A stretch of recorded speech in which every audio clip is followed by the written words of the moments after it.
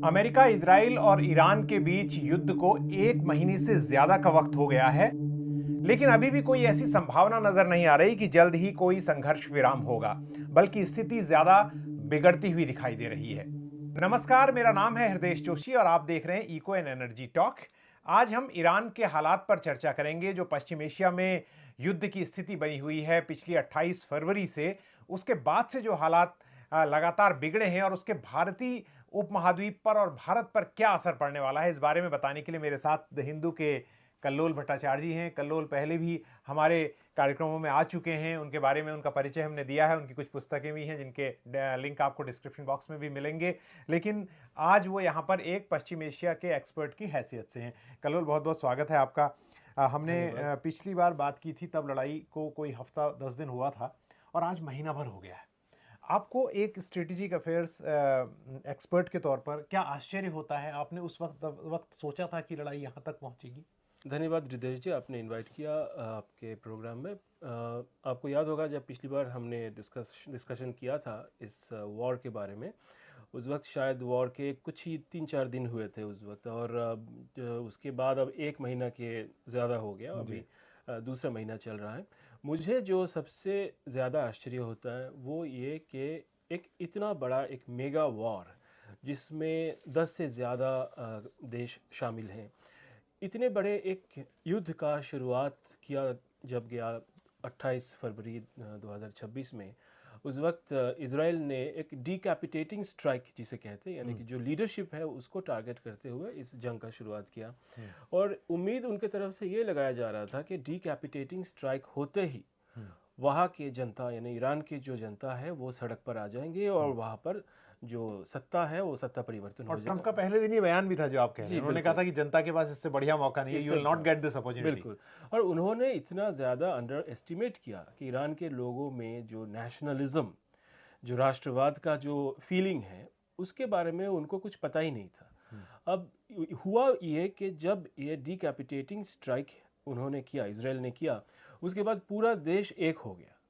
और अब जो है, जिसको इजराइल और यूनाइटेड स्टेट्स हमेशा से पिछले कम से कम 40-45 सालों से कहते आए कि टेररिस्ट रेजीम, ईरान के आतंकी सरकार, जो ऐसे कहते आए हैं, इस एक सरकार को इस तरह के गाली देने से उसका जो इफेक्टिवनेस है वो ख़त्म नहीं होता है। और ईरान एक शक्तिशाली देश है, इसको हम इस इलाके के रहने वाले हैं तो हमें पता है, क्योंकि ईरान और टर्की ये दो ही देश हैं उस पश्चिम एशिया में जिनके पास अपनी सेना है, उनके अपने मिलिट्री मशीन है, उनके अपने मिसाइल और एयरफोर्स है। ईरान का एयरफोर्स उतना अच्छा नहीं है, पर ईरान के पास जो मिसाइल टेक्नोलॉजी ईरान ने अपने से जो निजात किया, प्रोड्यूस किया है, वो बहुत ही अहम है। और पूरे मतलब रीजन में ही नहीं, साउथ एशिया को भी अगर आप ले लेंगे, इंडिया का भी मिसाइल टेक्नोलॉजी बहुत एडवांस्ड है, पाकिस्तान का भी सबको पता है कि यहाँ पे कंपटीशन चलता है रीजन में। पर ईरान ने जिस तरह के एडवांसेस किए, आज वो हमारे सामने है कि 1 महीना तक वो एक सुपर पावर के साथ लड़ाई कर रहा है। और तो मुझे लगता है जो सबसे पहली चीज़ जो हमें दिखाई देता है इस जंग में, वो ये कि एक जो इंटेलिजेंस असेसमेंट था वो बहुत ही गलत इंटेलिजेंस। बल्कि पहले दिन तो ये कहा गया कि ईरान को कोई इंटेलिजेंस उनकी कुछ बेकार थी, उनके लोगों को मार दिया, मोसाद के लोग उनके भीतर घुसे हुए हैं। कैसी खबरें आई थी मीडिया में? बिल्कुल मिसलीडिंग खबरें आई थी। और ये दूसरा चीज़ मुझे जो कहना चाहिए यहाँ पर कि रीजन में जिस तरह से ईरान ने इस वॉर को एक अपने और खींच लिया और उसको जैसे री इन्वेंट किया, इस वॉर का चरित्र जो नेतन्याहू और डोनाल्ड ट्रंप ने एक सिर्फ और सिर्फ एयर कैंपेन के तौर पे इसका रचना किया था। उन्होंने यहाँ पर सिर्फ एयर कैंपेन होंगे और उसके बाद वहाँ पर रेजिम चेंज हो जाएगा। अब उनको दिखाई दे रहा है कि एयर कैंपेन के चलते उनके जो एक्सपेक्टेशंस थे वो एक्सपेक्टेशंस फुलफिल नहीं हुए, और बल्कि अभी तो हालत ये है कि उनको अब जो ग्राउंड फोर्सेस इन्वेड करने के लिए भेजने पड़ रहा है। तो इस मौके पर उनका दोनों तरफ से उनके जो फेलियर्स है वो साफ है। एक तो इंटेलिजेंस फेलियर है, उनके पास इंटेलिजेंस था नहीं कि ग्राउंड लेवल पे क्या हो रहा है, और दूसरा ईरान ने इस जो युद्ध है इसका कंट्रोल अपने हाथ में ले लिया है। एक मैं कल्लोल आपसे बात पूछूंगा, क्योंकि मैं चाहता हूं कि चीज़ों को हम एक एक करके बात करें। जो ये एक भी अतिशयोक्ति, एक हाइपरबोल बनाया गया था कि टेक्नोलॉजिकली जो इजराइल और अमेरिका है, they are no match to Iran, ये बनाया गया, इसका उन्हें फायदा मिलेगा। They may be very superior in technology this thing, but it has not reflected in the war situation. उन्होंने उसको उस लिहाज से टेक्नोलॉजी का ऐसा बेनिफिट मिल गया शुरुआत में, कम से कम अभी तक नहीं दिख रहा है। दूसरी बात, डोनाल्ड ट्रंप ने पिछले कुछ वक्त में एक बात कहनी शुरू की है जिसको इस तरह से आपकी तरह के स्ट्रेटेजिक अफेयर्स एक्सपर्ट और ईरान के भीतर से ऐसी खबरें आ रही है कि डोनाल्ड ट्रंप शायद एक ट्रैप बिछा रहे हैं कि वो बातचीत भी कर रहे हैं और ग्राउंड फोर्सेस को भी आगे बढ़ा रहे हैं। तो क्या ये स्थिति, ये रणनीति उनके दिमाग में है, ये खुलकर स्पष्ट है, या अभी भी वो चाहते हैं किसी तरह कोई फेस सेविंग मिले और लड़ाई रुक जाए? लड़ाई वो शुरू किए थे जीतने के लिए, लड़ाई रोकने के लिए शुरू नहीं किया था। तो प्रॉब्लम अब ये है उनके सामने कि जिस जंग को उन्होंने अपनी जनता के सामने, अमेरिका तो एक टीवी बेस्ड सोसाइटी है, वहाँ पे हर शाम को परिवार टीवी के सामने बैठे टीवी देखता है और जंग को उसी तरह से प्रस्तुत किया जाता है अमेरिका के जनता के लिए। तो डोनाल्ड ट्रंप तो अब एक बहुत बड़ा स्पेक्टाकल, एक बहुत बड़ा शो तैयार कर रहे थे अमेरिकी जनता के लिए, पर वो शो अब डीरेल होता हुआ दिखाई दे रहा है। बहरहाल आप जो अभी सवाल पूछा उसके जवाब में नहीं, पर लेकिन ये आपने बड़ी इंपॉर्टेंट बात की, यानी ट्रंप का जो वॉर शो है वो फ्लॉप हुआ है। वो फ्लॉप हुआ है। अब एक चीज़ है कि जो ईरान को मीडिया में, वेस्टर्न मीडिया में जिस तरह से कवर किया जाता है, उसके बारे में मैं एक बात कहना चाहूँगा कि वेस्टर्न मीडिया में आप देखेंगे ईरान का इमेज कहते ही वो आयतुल्लाह खुमैनी या फिर आयतुल्लाह खमेनाई के बारे में दिखाएंगे। उनकी जो तस्वीर है, उनके फोटो में उनके वो पगड़ी और उनके वो जो एक रेडिकल एक वो मौलवी जो मुल्ला, वो जो एक इमेज है वो प्रोजेक्ट करते हैं। अब सदी मतलब दशकों से इस तरह का जो मीडिया मैनेजमेंट चला है वेस्ट में, उससे नुकसान ये हुआ है कि वेस्ट के लोगों को पता ही नहीं है कि सैंक्शंस के नीचे रहते हुए भी ईरान में किस तरह के साइंटिफिक प्रोग्रेस हुए हैं।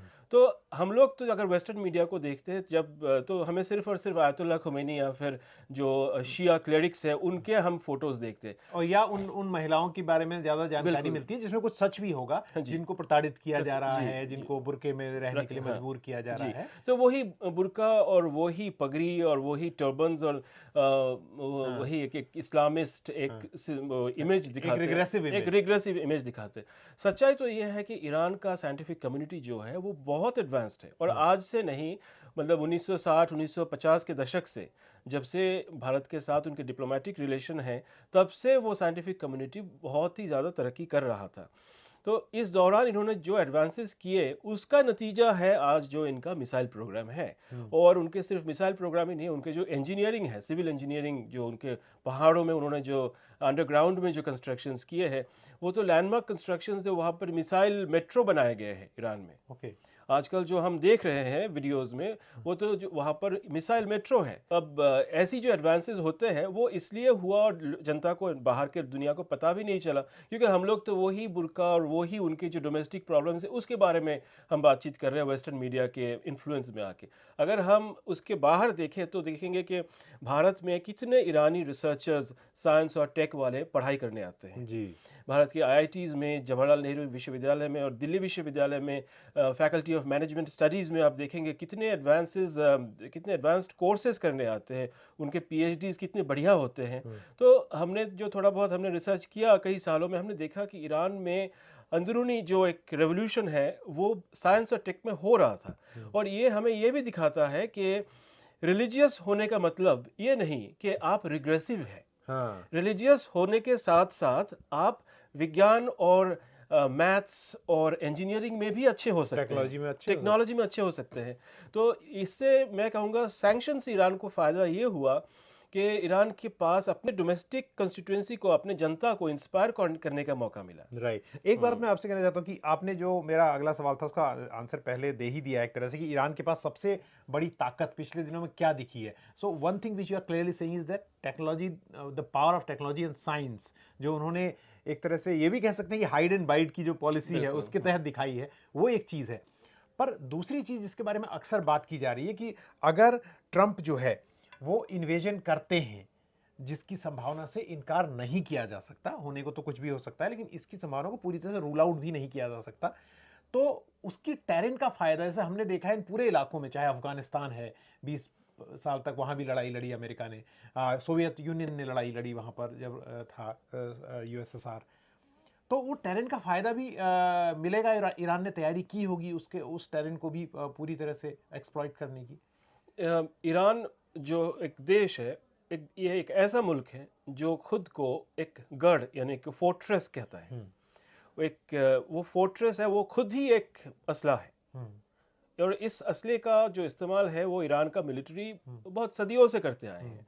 वहाँ पर जो भी एम्पायर्स रहे हैं और जो बाहर से इन्वेडिंग फोर्सेस आते थे, साउथ एशिया के लिए आते थे, वो गंगा जमुना की जो प्लेन्स है उसको कैप्चर करने के लिए जो भी फोर्सेस आते थे वो ईरान को होते हुए आते थे। अब वो अलेक्जेंडर का स्टोरी पढ़ लीजिए, अगर आपका देखेंगे, रिसर्च करेंगे तो अलेक्जेंडर भी ईरान होते हुए आए और ईरान का जो उस समय के जो रूलर्स थे उनको हराने के बाद ही वो जो पंजाब के प्लेन्स था वो वहाँ तक पहुँच पाए।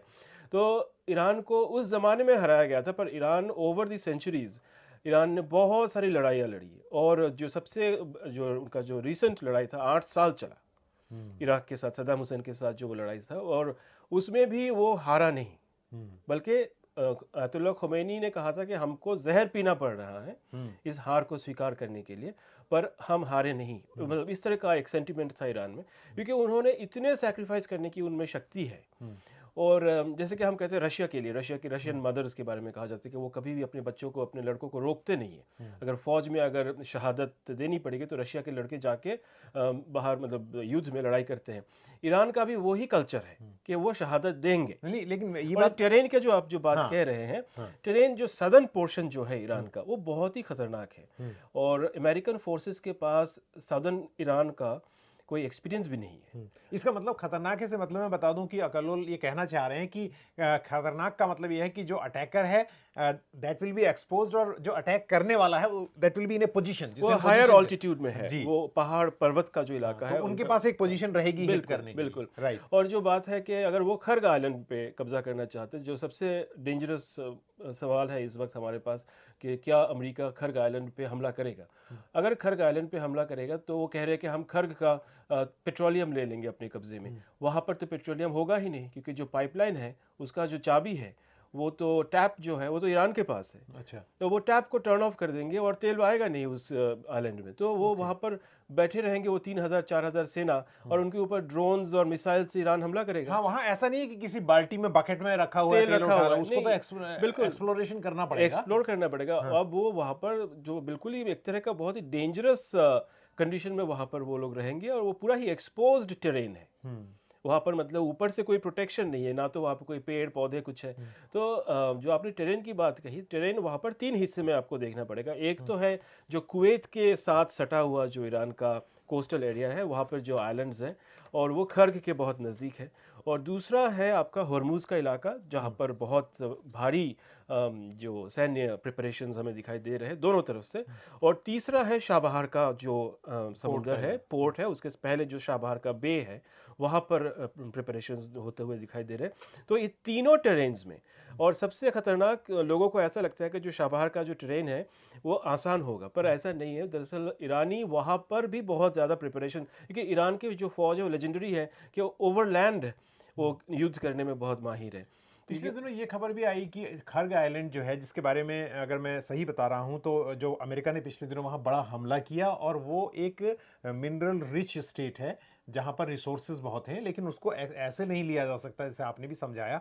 पर ये अखबारों में खबर आई कि खर्ग को ये जानते हुए कि यहाँ पर अमेरिकन ग्राउंड इन्वेजन हो सकता है, ईरान ने माइन कर दिया है अच्छे से, यानी लैंड माइंस वहाँ पर हैं, तो वो भी एक समस्या रहेगी अमेरिका के लिए। ये पूरा का जो ईरान का जो कोस्ट लाइन है, ईरान आजकल ये कह रहा है कि अगर आपको हमारे जो कोस्ट के साथ अगर आना जाना कुछ आपका कुछ काम है तो आप हमें पहले इन्फॉर्म कीजिए, क्योंकि तभी हम आपकी जो सिक्योरिटी है वो इंश्योर कर पाएंगे। और ये बात वो अपने पार्टनर कंट्रीज़ को, जैसे इंडिया, बांग्लादेश, पाकिस्तान, इन कंट्रीज़ को कह रहा है, क्योंकि संभावना ये है कि ये पूरे इलाके में इन्होंने सी माइंस बिछा रखे हैं, और सारे आइलैंड्स जो है छोटे छोटे जो उनके 6-7 और भी आइलैंड्स हैं, उन सब आइलैंड्स के आसपास उन्होंने सी माइंस बिछा रखे हैं। तो और इस सी माइंस के बारे में सिर्फ ईरान के पास जानकारी है, और खर्ग आइलैंड जो कि इतना एक सबसे इंपॉर्टेंट आइलैंड है ईरान के एनर्जी सिनेरियो के लिए, उसके आसपास तो होंगे हज़ारों शायद सी माइंस उसके आसपास होंगे, और तभी तो ये लोग कह रहे हैं कि आइए, we are waiting for you, ये लोग कह रहे हैं। तो मेरे ख्याल से ये एक बहुत ही महंगा सौदा है डोनाल्ड ट्रंप के लिए, और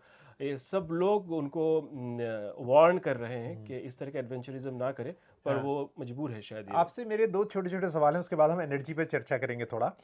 वो पहला ये कि क्या इस तरह से हम कह सकते हैं कि अब ये शब्द ठीक है या नहीं है, लेकिन क्या इजराइल ने अमेरिका को एक तरह से बेवकूफ बनाया, या कहेंगे कि जैसे वो तो ये मतलब इस पर कोई टिप्पणी है? देखिए, ये लड़ाई जो है ये बेंजामिन नेतन्याहू का लड़ाई है। और बेंजामिन नेतन्याहू 1996 में पहली बार प्रधानमंत्री बने थे, और 2026 में उनका जो प्रधानमंत्रित्व का जो फेज़ रहा है उनके करियर में, उसका 30 साल हो रहा है। और मेरे ख्याल से अगर मैं गलत ना हूँ तो शायद 17-18 साल से वो प्राइम मिनिस्टर है।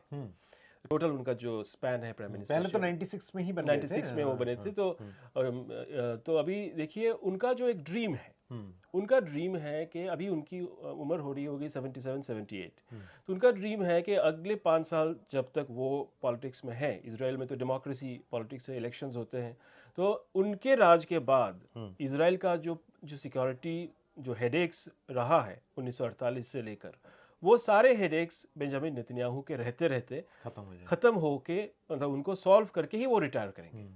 प्रॉब्लम ये है कि उनका जो पॉलिसीज़ है, अब 96 में देख लीजिए जो पीएलओ के साथ जो समझौता हुआ था, बेंजामिन नेतन्याहू ने उसको ख़त्म किया, मतलब एक तरह के नकारा। उसके बाद हमास के साथ जो भी कुछ हुआ 2006 में, वो भी हमास के साथ बहुत बड़ी दुश्मनी हो गई, और उसके बाद अब हमास के साथ अब देख ही रहे गाज़ा में पूरा जेनोसाइड हो गया। हिजबुल्ला के साथ कोई किस्म से कोई समझौता नहीं हो पाया, पूरी तरह से लड़ाई है। अब ईरान के साथ एक स्टेट लेवल का मारामारी है।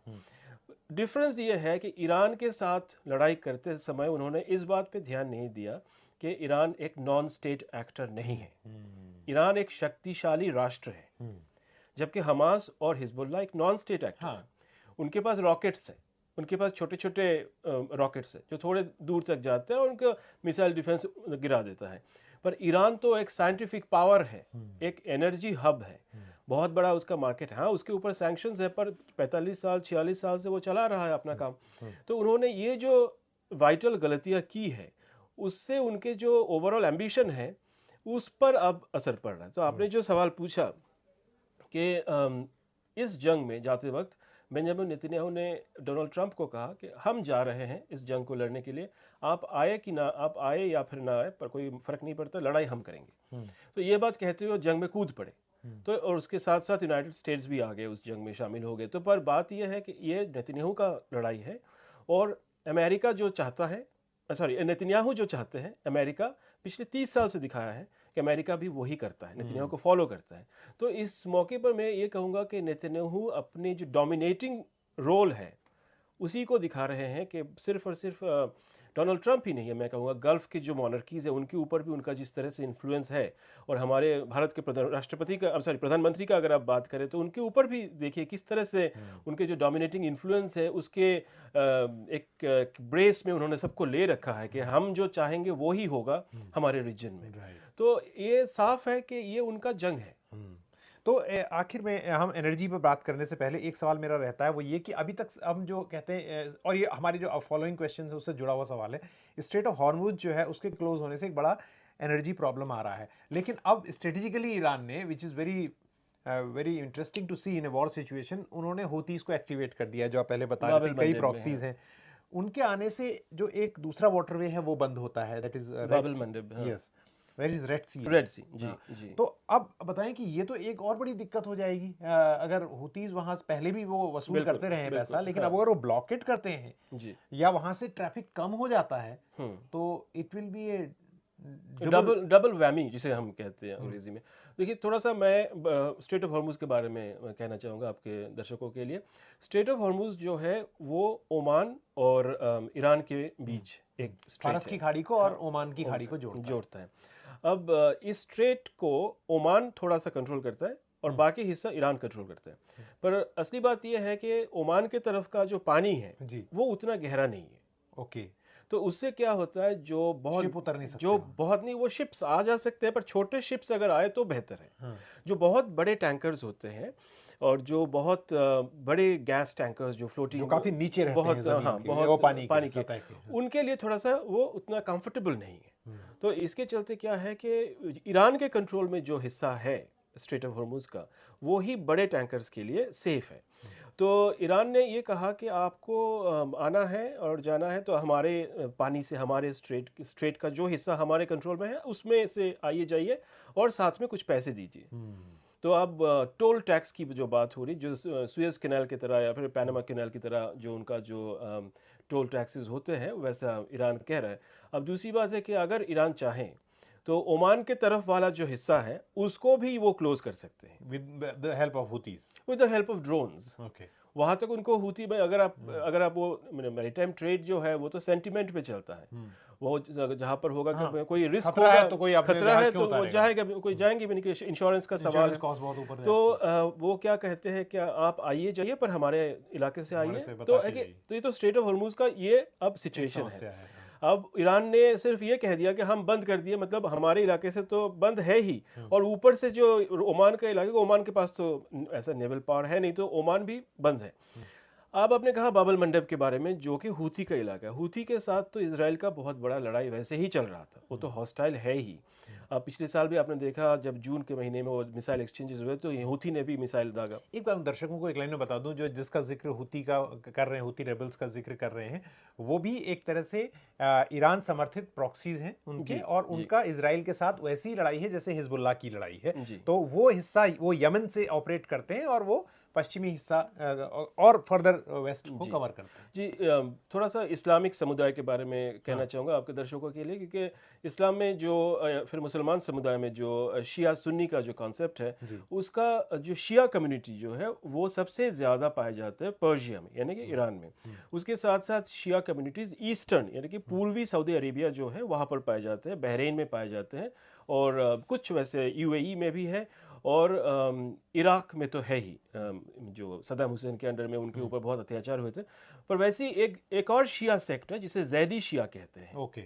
और जैदी शिया सबसे ज़्यादा संख्या में यमन में रहते हैं। ओके। और ये बहुत एंशियंट शिया कम्युनिटी है, ये लगभग 1200 से 1400 साल पुराना शिया समुदाय है। तो अपने आप को ये पुराने जो ओरिजिनल जो प्रोफेट के जो जो एक तरह कंपेनियंस थे उनके डिसेंडेंट्स मानते हैं ये। तो ये बहुत एक किस्म के बहुत प्राउड ट्राइब है वहाँ के। और ये जो पानी का जो इलाका है, जैसे कि हम जिसको हम बाबल मंडप कहते हैं, बाबल मंडप को वो आज से नहीं, उस इलाके को वो सदियों से कंट्रोल करते हैं, सदियों से कंट्रोल करते हैं। और उस इलाके से आपको, हम भारत के हैं तो हमें याद है कि वास्को डगामा और पोर्चुगीज़ आते थे अरेबियन सी से, तो वहाँ पर उनके ऊपर हमले होते थे, और ये हमले यही समुदाय के लोग करते थे, क्योंकि जब हज जाने के लिए वहाँ से गुजरना पड़ता है। जो समुद्री लुटेरों की हम कहानियां सुनते जी, थे। पायरेट्स की जो कहानी है।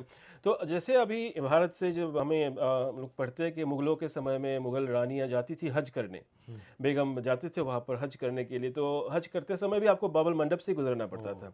तो उस वक्त वहाँ के जो नेता होते थे वो हुतियों के, मतलब उस समय तो हुती नहीं कहते थे, शिया जैदी, और जो ट्राइब्स के जो लीडर्स होते थे, उन कबाइल्स के जो लीडर्स थे, उनको देना पड़ता था पैसे वगैरह। तो ये जो बाबल मंडप का जो कहानी है वो अगर बंद हो जाए वहाँ पर, तो एक तरफ तो मतलब हमारा जो भारत के लिए जो एनर्जी ट्रेड है उसका तो रूट बंद है अगर वहाँ पर मारामारी शुरू हो जाए तो, और दूसरा जो ट्रेड का जो रूट है यूरोप के साथ, जो हमारा जो ट्रेड रूट है वो बाबल मंडप से जाता है। राइट। तो हमारे लिए ट्रेड और एनर्जी दोनों दरवाजों पर एक तरह से ताला लगने वाली बात है।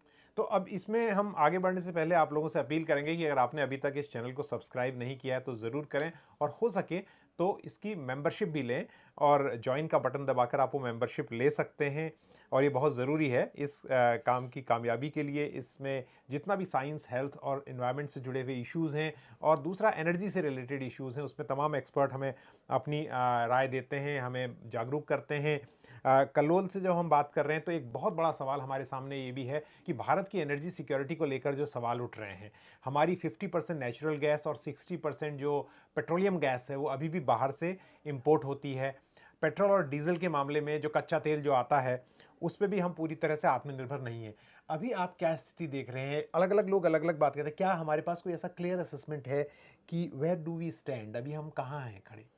देखिए, सरकार की तरफ से तो एश्योरेंस दिया जा रहा है और उनका काम है एश्योरेंसेस देना, क्योंकि अगर सरकार एश्योरेंस ना देंगे तो एक पैनिक हो जाएगा, तो बाज़ार में पैनिक फैल सकता है और इनसिक्योरिटीज़ बढ़ जाएंगे।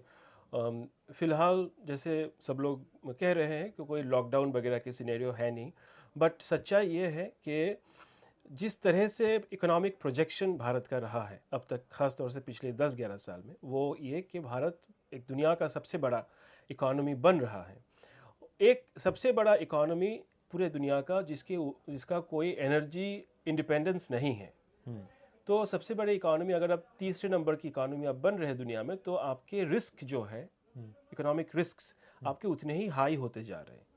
और आज हमने देखा कि पिछले कई सालों में हमारे दिल्ली में ही या फिर हमारे यूनिवर्सिटीज़ और थिंक टैंक्स में कितने सेमिनार्स हुए हैं ताइवान स्ट्रेट के ऊपर। अब आप देख लीजिए कितने सेमिनार्स हुए हैं स्ट्रेट ऑफ हॉर्मुज़ के ऊपर, और सबसे बड़ा हमला कहाँ पर हुआ? स्ट्रेट ऑफ हॉर्मुज़ में हुआ। तो हमारे जो प्रायोरिटीज़ हैं एनर्जी के मामले में वो शुरुआत से ही कमज़ोर रहे हैं। हमारे देश में एनर्जी इंडिपेंडेंस का कोई प्लान नहीं है। एनर्जी इंडिपेंडेंस की हाँ बात होती है, रिन्यूएबल्स, सोलर एनर्जी, ये सब होती है बातें, पर है कि जो ठोस बात, सब्सटैंटिव बातें जो है, जैसे कि 1960s का मैं बहुत एग्जांपल देता हूँ आजकल कि आप जैसे दोस्तों से जब बात होती है तो मैं कहता हूँ इंदिरा गांधी को जाना पड़ा था वाशिंगटन डीसी 1966 में। हमारे देश में खाद्यान्न की कमी थी उस वक्त, तो उनको जब हाथ फैलाना पड़ा अनाज के लिए, और वो देश आते ही वहाँ पर वियतनाम युद्ध चल रहा था और भारत को वियतनाम के ऊपर बहुत एक सख्त स्टेटमेंट देना पड़ा। जब उन्होंने वो स्टेटमेंट दिया तो जो अनाज का जो डिलीवरी था अमेरिका की तरफ से, उसे रोका तो नहीं, उसको स्लो कर दिया गया।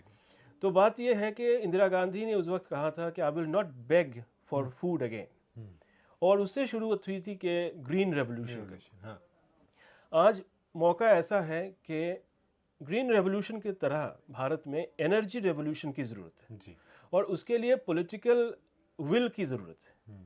जो हमारे प्रधानमंत्री, हमारे जो बाकी नेता देश के जो हैं, उनको उस एनर्जी रेवोल्यूशन से जोड़ना होगा अपने आप को। और ये मौका, ये जो क्राइसिस हम देख रहे हैं, इसे डिप्लोमेटिक तौर पे हम सॉल्व नहीं कर सकते।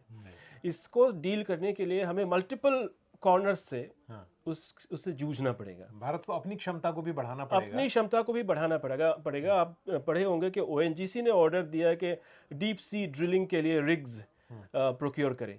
अब तो ऐसा लग रहा है कि जो घर में आग लगी है तो पानी कहाँ पर है उसकी तलाश हो रही है। अब बात यह है कि जो भारत जैसा एक देश जो अपने आप को तीसरा महान इकोनॉमी कहलाता है, वो कहता है अपने आप को, उसने कैसे इस बात पे ध्यान नहीं दिया जब विदेश से आपको एनर्जी लाकर देश में इकोनॉमिक तरक्की करना पड़ रहा है, तो हम लॉन्ग टर्म प्लानिंग कैसे कर रहे थे। और दूसरी बात मैं आपको यहाँ पे बता दूं कि एनर्जी मेरा भी सब्जेक्ट है, कि इतने साल से इंडिया की जो एनर्जी है वो अभी भी 70% हमारा आउटपुट, अगर हम इलेक्ट्रिसिटी की बात करें, वो कोल पर है। अभी हमने एक वीडियो किया, हमारे दर्शक चाहे तो जाके देख भी सकते हैं कि कैसे जो क्लीन एनर्जी, जो सोलर एनर्जी है, वो कर्टेलमेंट करना पड़ रहा है, क्योंकि हमारे पास ट्रांसमिशन लाइंस नहीं है, ग्रिड हमारा फ्लेक्सिबल नहीं है। तो बहुत सारे लोग जो LPG और PNG की ज़रूरत तो बनी रहेगी, लेकिन उस पर प्रेशर कम करने के लिए इलेक्ट्रिक कुकिंग, ई कुकिंग की बात कर रहे हैं। वो भी तभी संभव होगा जब हम शहरों को, अपार्टमेंट्स को उस तरह से इलेक्ट्रिफिकेशन करें और हमारे रूफटॉप सोलर और वो इतना काम करें। और दूसरा, हमारे पास जो ग्रिड एनर्जी है वो पहुंचने के लिए हमें, क्योंकि कोल को चलाना ज़रूरी है, कोल को we can't switch on switch off, we have to run coal. If we need it during the night, we have to run it during the day also, because the coal can't be, switched off and switched on like tab of water.